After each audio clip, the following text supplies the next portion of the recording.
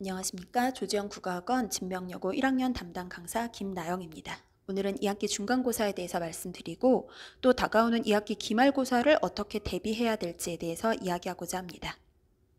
진명여고 2학기 중간고사 같은 경우에는 문학, 문법, 독서 총 3분야에 걸쳐서 공부를 했어야 됐기 때문에 상당히 학습 부담이 많은 시험 범위였다라고 볼 수 있었고요. 그래도 시험은 좀 평이하게 나온 편이라 많은 친구들이 성실하게 공부했을 때 좋은 성적, 높은 성적을 받았을 것이다 라고 기대를 합니다. 문법 같은 경우에는 첫 번째 문장 성분과 관련지어서 누구나 추측했던 서술어의 자릿수 문제가 시험에 나왔는데요. 선택지가 기역부터 그 치읓까지 모두 맞는 것을 골라야 되는 문제 유형이었기 때문에 시간을 들였을 때 정답률은 상당히 높았지만 침착하게 꼼꼼하게 푸는 친구들이라도 하나하나 지워나가는 과정에서 상당히 많은 시간이 소요되었을 것으로 보입니다. 또 필적 부사와 관련해서 서술어의 자릿수에 한 가지라도 실수를 하게 되면 오답을 찾을 수 있었기 때문에 공부를 열심히 하고 또 좀 아쉽게 틀린 친구들도 있었을 수 있겠네요. 문장 성분은 1학기 때 품사를 배워서 품사와 관련지어서 어떤 품사들이 문장 성분으로 쓰일 수 있는지를 묻고 있었습니다. 1학기 때 품사 공부가 좀 부담스러웠던 친구들은 이 문제 유형을 보고 많이 당황했다고 하는데요.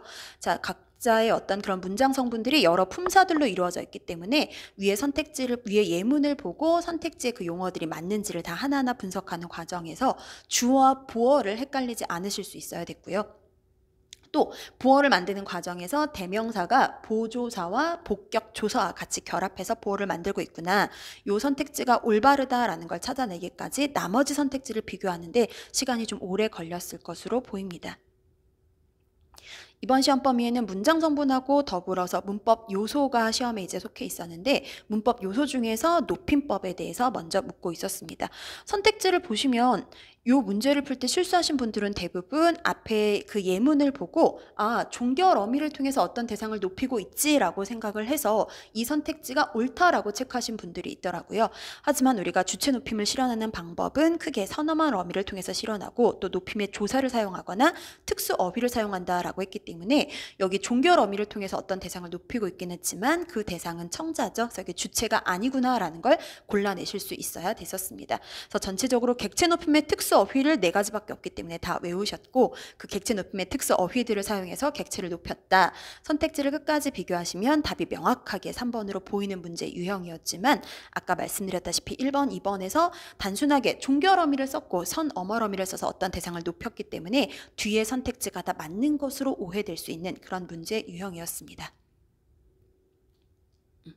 시제와 동작성에 대해서도 문법 요소와 관련지어서 문제가 나왔는데 우리 친구들이 1학기 때 품사를 배웠지만 관형사형 어미, 선어말 어미 구분하는 것을 아직도 불편해하시는 친구들도 있어요. 그래서 이런 걸 하나하나 다 골라내시면서 관형사형 어미의 시제 표현 그리고 선어말 어미의 시제 표현 방법을 찾아내고 비교해서 문제를 푸는 유형이었습니다. 그래서 이런 문제들을 풀 때에 끝까지 보시면 답은 굉장히 쉽게 앉아있다. 이런 완료상들을 표현하는 방법들에 대해서 예문, 비읍과 시읒에서 묻고 있었고요. 그 부분을 찾아내시기가 어려운 문제는 아니었지만 앞에 품사와 관련지어서 용어를 구분하기가 조금 부담스럽게 느껴질 수도 있는 문제였었습니다. 그래서 문법 공부를 하실 때 이번 시험 범위의 문법 요소와 문장 성분이 시험 범위였지만 1학기 범위도 이제 계속 연관지어서 나오기 때문에 조금 더 꼼꼼하게 지난 시험에 대해서도 내용을 복습하시는 것이 필요했습니다. 또 문법 요소 중에서 피동표현, 사동표현을 구분하는 문제 유형이 나왔는데요. 역시나 문제 자체가 어렵지는 않았지만 선택지가 기역부터 치읓까지 굉장히 길었기 때문에 하나하나 찾는 과정에서 긴장하신 친구들은 실수를 할 수도 있었고 또 피동표현과 사동표현을 구분하는 과정에서 하나의 실수가 오답을 만들 수 있어서 조금 꼼꼼하게 천천히 이제 봐야 되는 문제 유형들이 문법의 전반적인 시험 유형이었다라고 볼 수 있었네요. 그래서 문법 공부는 교과서 이론을 중심으로 내용을 명확하게 정리하실 수 있어야 되고 다양한 예문들을 접해봐야 되기 때문에 문제 역시도 꼼꼼하게 많이 풀어보시고 오답 점검을 하는 그런 자세가 가장 중요합니다.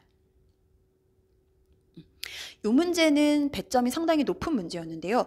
정확한 문장을 골라라, 고칠 필요가 없는 문장을 골라라 라는 문제였었습니다. 그런데 기역부터 시옷까지 있었던 그 예문 중에서 맞는 문장, 정확한 문장은 단 하나밖에 없었어요.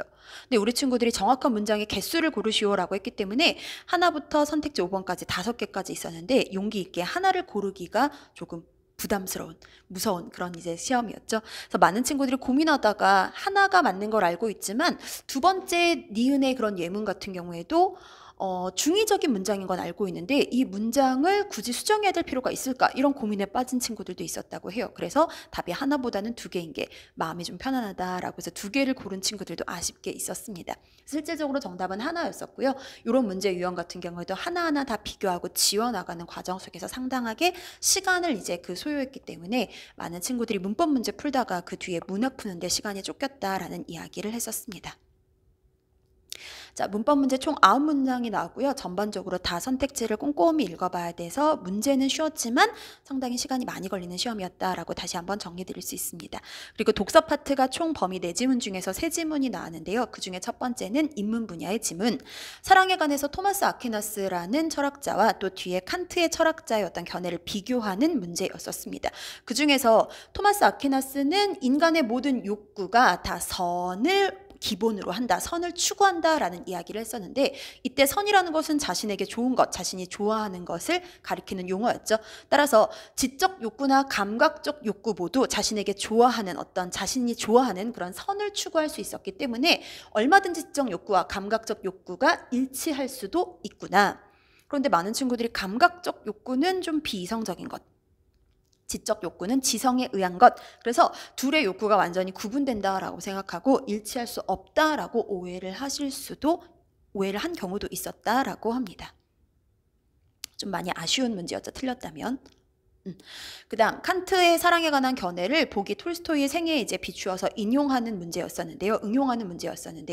톨스토이의 생애를 쭉 제시를 한 뒤에 칸트의 입장에서 이야기했을 때 적합하지 않은 것을 골라내는 문제였었습니다. 칸트는 사랑을 실천적 차원의 사랑과 감성적 차원의 사랑으로 구분할 수 있다라고 얘기했는데 그 중에 우리 친구들이 지금도 아마 다 외우고 계실 거예요. 감성적 차원의 사랑이라는 것은 본능적 어떤 욕구에 의한 사랑으로서 강제할 수 없다라는 것이 칸트의 견해였었습니다. 따라서 그것을 톨스토이에게 적용했을 때에도 이제 같은 의미로 해석을 했었어야 되는데 친구들이 내용은 어렵지 않았지만 칸트의 관점을 알고 있으면서도 톨스토이 생에 너무 집착해서 보기를 해석하는데 시간을 많이 쓰셔서 문제를 풀 때 고민을 많이 하다가 실수를 하는 경우도 있었다라고 합니다. 이런 문제를 푸실 때에는 보기도 중요하지만 기본적으로 시험 범위였던 그 지문의 내용을 명확하게 구분하셔서 그 지문의 내용과 관련돼서 일단은 선택지를 골라내시는 게 필요합니다. 또 토마스 아퀴나스와 칸트의 어떤 사랑에 관한 견해를 밑에 니체의 보기의 견해와 이제 비교하는 문제 유형이 있었는데요. 니체는 위버멘슈라는 개념을 제시하면서 위버멘슈라는 것은 자기를 초월할 수 있는 인간, 고통마저도 자신의 어떤 성장을 위한 기회로 삼는 인간이다라고 설명을 하고 있었습니다. 이것을 토마스 아퀴나스식으로 설명하자면 고통, 즉 악마저도 얼마든지 자신의 지성에 의해서 선으로 인식할 수 있는 존재가 위버멘슈다라고 설명할 수 있었죠. 그래서 그 용어의 공통적인 특징들을 니체에게 적용할 수 있었어야 됐는데 니체의 말에 적용할 수 있었어야 됐는데 친구들이 칸트의 견해와 그리고 토마스 아퀴나스의 견해와 니체의 견해를 각각 구분해서만 생각했다면 이 문제에서 실질적으로 칸트의 견해에 부합하는 내용인가 또 이제 그 토마스 아퀴나스의 견해에 부합하는 내용인가 그것을 판단하기까지 많은 고민과 시간이 좀 소요되었다라고 생각이 됩니다. 그래서 우리가 보기에 대해서 이해하시는 것도 중요하지만 지문 자체를 완벽하게 분석하고 이해했다면 자 칸트가 왔을 때 위버맨슈라는 것은 같은 이제 그 용어로 바꿔서 생각할 수 있는 거죠. 악이라는 것도 충분히 인지를 통해서 선으로 바꿀 수 있는 사람이다 라는 말로 바꿔서 해석하시면 이 선택지가 맞다라고 볼 수 있었습니다. 독서 지문에서 FCB 그리드 모델이 나왔는데 제품을 이제 판매하기 위해서 제품을 분류하는 전략이다라고 볼 수 있었습니다. 그것을 실제로 광고 효과의 위계 모형과 이제 비교해서 선택지에 옳은 내용을 골라내는 문제가 나왔는데요. 많은 친구들이 여기 보기의 내용과 또 이제 FCB 그리드 모델을 같이 비교하는 과정에서 많은 시간이 걸렸고 또 고민하다가 다 맞는 선택지 같아서 틀린 경우들도 있었다라고 합니다. 보기 핵심 내용은 소비자는 제품의 구매 과정에서 인지, 감정, 행동 반응을 하게 되는데 그것은 제품의 유형에 따라 그 종류나 순서가 다르게 나타난다라는 이야기였었습니다. 그래서 제품 중에서 저관여이며 제품을 선택하는 데 많은 노력을 들이지 않는 거죠. 감성적 관여에 해당하는 제품은 소비자들이 대부분 별다른 고민 없이 제품을 구매하려는 경향이 강합니다. 그래서 유명인들을 모델로 등장시켜서 그냥 뭐 하는 거예요? 제품을 바로 구매할 수 있도록 행동 반응을 먼저 유도하는 거죠. 그런데 여기 선택지를 보시면 행동 반응을 강화하기 이전에 감정 반응이나 인지 반응을 먼저 유도해야 된다라는 표현이 있었기 때문에 이 선택지가 옳지 않은 내용이었는데, 본문에 있는 내용을 머릿속에 정확하게 인지하고 고민 없이 구매하도록 유도해야 된다라는 그 생각을 하실 수 있어야 됐지만, 그냥 읽었을 때는 전체적인 흐름에서 다 맞는 말처럼 보였기 때문에 친구들 중에서는 이것도 맞는 말이고 전체 선택지가 다 맞는 말이라 무엇을 답으로 골라야 될지 모르겠다라고 굉장히 오랫동안 여기서 시간을 쓰고 고민하신 친구들이 있었다라고 합니다. 보기의 내용, 우리가 물건을 살 때 별다른 고민 없이 제품을 먼저 사용해보는 행동 반응이 먼저 선행하고 그 뒤에 인지 반응이나 감정 반응이 뒤따르는 경우도 있다. 그것의 사례가 여기 적용됐다면 순서를 반드시 인지 감정 반응을 먼저 일으킬 필요가 없었다라는 거죠. 그 부분이 이 문제를 해석할 때 가장 중요한 요소였었습니다. 많은 친구들이 반감기가 나왔으면 암석의 연대를 측정하는 문제 굉장히 이제 자신 있게 풀었을 거다라고 생각을 하는데요. 예상했듯이 조금 더 어려운 페리티 검사, 즉 데이터의 오류를 검출하는 방식에 대해서 시험 문제를 물었습니다. 전체 그 지문의 내용을 다 기호화해서 물었기 때문에 도식화해서 물어서 지문의 내용을 도식으로 이해할 수 있는 과정들이 필요했는데요. 첫 번째 문제 같은 경우에는 페리티 검사와 관련지어서 페리티 검사의 방법을 소개하고 있었습니다. 그런데 수신기가 데이터를 수신했을 때 오류가 생겨서 기억이 실제로 1이었는데 0으로 이제 수신을 하게 되었다면 이 경우에는 오류가 생긴 거예요. 그래서 페리티비트에 홀수 짝수를 맞춰서 보냈는데 그 홀수 짝수의 개수가 맞지 않게 됩니다. 이런 경우에는 사실 뒤에 설명을 열심히 해놨지만 이걸 읽을 필요가 없었던 거죠. 다시 송신기에게 뭐 하셔야 돼요? 정보를 재전송해달라라고 요청을 해야 됩니다. 그래서 뒤에 선택지가 읽을 필요 없이 기억이 0이 되었을 때 재전송을 요청한다라는 말이 없었기 때문에 올바르지 않은 선택지였는데 친구들이 이 내용이 맞는 것인가 되게 오랫동안 고민했었다고 하더라고요. 또 두 번째 문제, 데이터의 오류를 검출하는 방식의 페리티 검사도 있었지만 CRC 검사 방식도 있었는데요. 굉장히 복잡했어도 규칙과 원리를 인지하셨으면 충분히 풀 수 있는 문제였었습니다. 보내고자 하는 데이터와 이 데이터를 연산하기 위한, 나누기 위한 생성 번호가 미리 정해져 있었고요. 자, 모듈러 연산을 통해서 실질적으로 생성해낸 오류 검출 부호가 1, 0이었습니다. 그래서 송신기는 데이터를 보낼 때 보내고자 하는 데이터에 오류 검출 부호를 붙여서 데이터를 전송합니다. 이게 데이터를 전송하는 방법이었죠.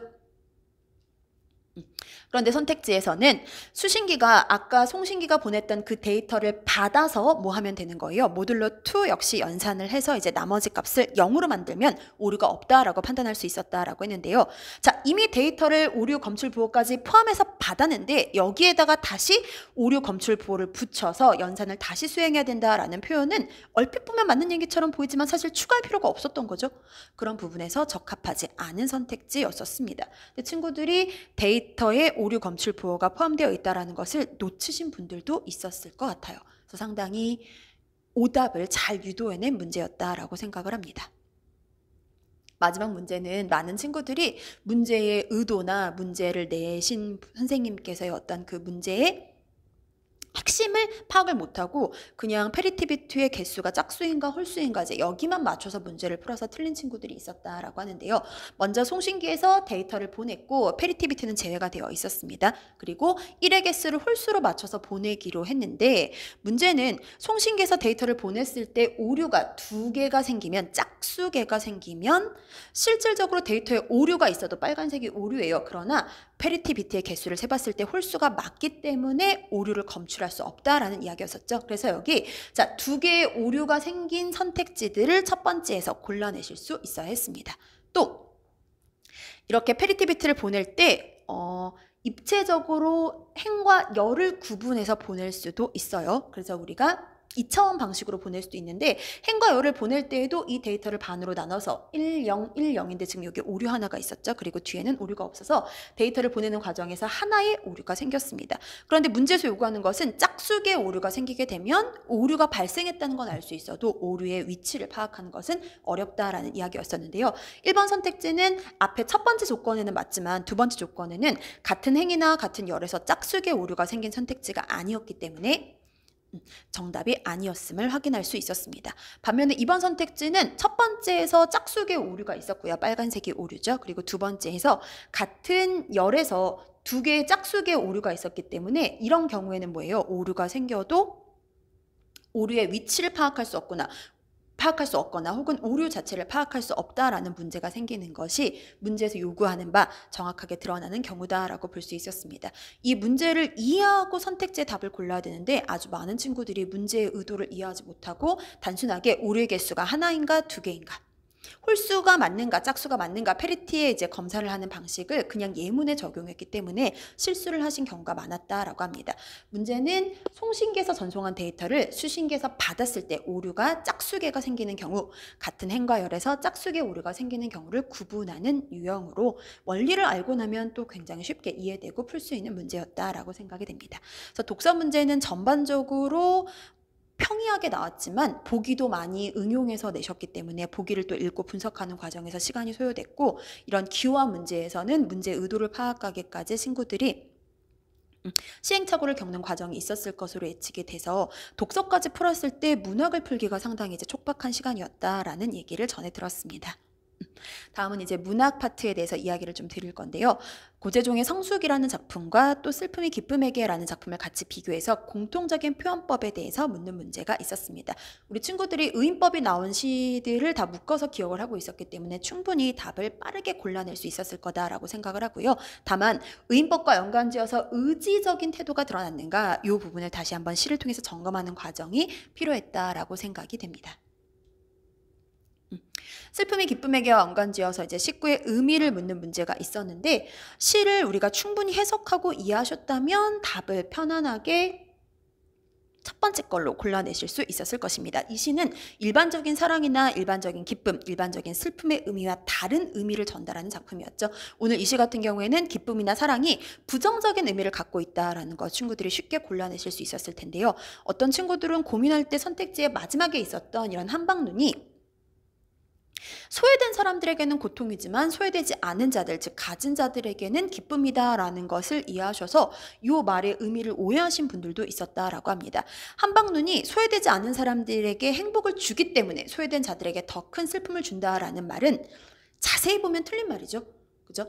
내가 갖지 못했기 때문에 나에게 눈은 고통인 것이고, 상대방은 많은 것을 가졌기 때문에 이제 눈마저도 즐겁다라는 것이지, 상대방이 즐거워서 그것이 나에게 아픔이다라고 설명하는 것은 인과관계가 맞지 않습니다. 그래서 선택지를 깊이 고민하지 않고 글의 내용 일치 문제를 골랐을 때 3번 골라내신 분들이 있었겠지만 내용 이해 문제를 골랐을 때 5번 문제의 의미를 오해하셔서 자칫 실수를 할 수도 있는 문제였다라고 생각이 됩니다. 또 김소월의 산유화라는 작품이 나왔는데요.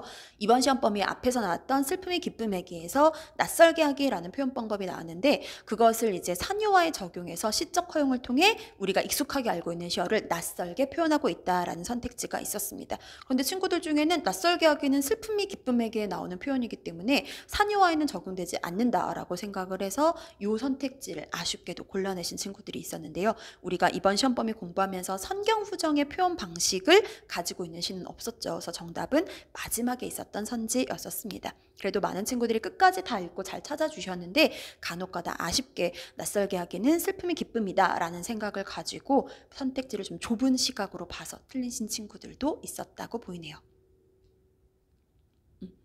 또 문학의 시험 범위 중에서 달밤이라는 소설이 있었습니다. 황수건이라는 캐릭터가 굉장히 개성적이고 매력적인 캐릭터였기 때문에 여러분들이 잘 분석하고 이해하셨을 거다라고 생각을 해요. 그러면 자, 첫 번째 나오는 선택지가 어떻게 틀렸는지가 명확하게 보이죠. 황수건은 되게 직설적이고 솔직하게 계산 없이 말하는 성격이어서 다른 사람들에게 비난을 받기도 하고 또 웃음을 불러일으키기도 하는 그런 인물이었습니다. 그럼 여기 자신이 말할 때 이익이 될지 손해가 될지 계산하는 모습과는 연관이 없는 없는 사람이었구나라는 걸 쉽게 파악하실 수 있었고요.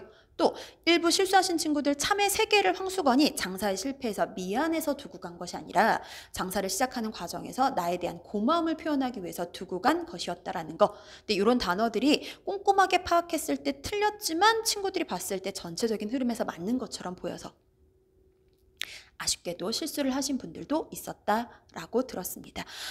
그리고 마지막 달빵과 관련지어서 이제 배경 문제가 나와 있었는데요. 배경이 1930년대 조선의 굉장히 가난하고 소외된 자들의 곳이었다라는 것을 바탕으로 이 배경을 통해서 작품을 이해했을 때 적합한 선택지, 첫 번째 것보다는 두 번째 것이 훨씬 더 적합한 선택지였었습니다. 황수건이 살고 있는 성북동이라는 동네 자체가 일제강점기에 각박한 가난한 사람들이 살아가는 곳, 그래서 각박한 인심이 존재하는 곳이었기 때문에 상대적으로 그 공간 속에서 장마철, 여름이라는 계절적 배경이 황수건의 어떤 비극을, 어떤 슬픔을 더 고조시키는 역할을 하더라. 황수건의 실패에 더 큰 개연성을 부여하더라라는 선택지가 올바른 표현이었고요. 시골은 도시에 비해서는 각박함이 덜하지만 그렇다고 해서 황수건이 부정적 시선에서 완벽하게 자유로운 공간이다라고 표현할 수는 없었습니다. 도시만큼 황수건 같은 못난이가 이렇게 못 돌아다니고 하는 곳은 아니에요. 그러나 황수건을 많은 사람들이 반편이라고 여기며 부정적으로 평가하는 경우도 있었기 때문에 황수건이 부정적 시선에서 자유로웠다라는 표현은 올바르지 않은 선택지였죠. 그래서 문학은 전반적으로 친구들이 글의 흐름을 잘 이해하시고 표현법들을 잘 정리하셨다면 쉽게 맞출 수 있는 시험이었지만 시간에 쫓겨서 오답을 선택하신 경우들이 좀 많아서 아쉬움이 남는 친구들도 있었습니다. 이번 시험 범위에 대해서 전반적으로 같이 이야기를 해봤는데요. 시험 범위는 상당히 많았지만 전체적으로 전 범위에 대해서 평이한 내용을 물었기 때문에 꼼꼼하게 끝까지 포기하지 않고 공부를 해내셨다면 좋은 점수를 받았을 것으로 보입니다. 그래서 가장 중요한 게 성실함과 꼼꼼함이고 스스로 작품의 내용에 대해서 완벽하게 이해하고 있는가 계속 생각을 해보셔야 돼요. 그래서 문제를 푸실 때에도 문제만 풀고 답만 채점하는 것이 아니라 오답의 이유에 대해서도 생각을 해보셔야 되고 그 오답과 관련지어서 본인이 공통적으로 자주 틀리는 문제 유형에 대해서 인지하고 정리해 놓으셔야 이제 시험에 실수 없이 대비하실 수 있습니다. 시험 범위가 많은 만큼 공부를 하다 보면 과제도 밀릴 때도 있고 또 내용 복습이 밀릴 때도 있는데 범위가 많다 보니까 밀리게 되면 이제 그 뒤에 시험 범위에 대해서 당연히 불완전한 부분이 생기죠. 그래서 독서와 문학과 문법 파트에 대해서 매주 계획한 바에 따라 우리가 수업을 준비해 나가고 이제 공부를 하는 과정에서 꼭 계획을 지키고 약속을 지켜서 그 주에 해당하는 범위를 소화하려는 노력을 하시는 것이 여러분들에게는 가장 중요한 성적 상승의 지름길입니다.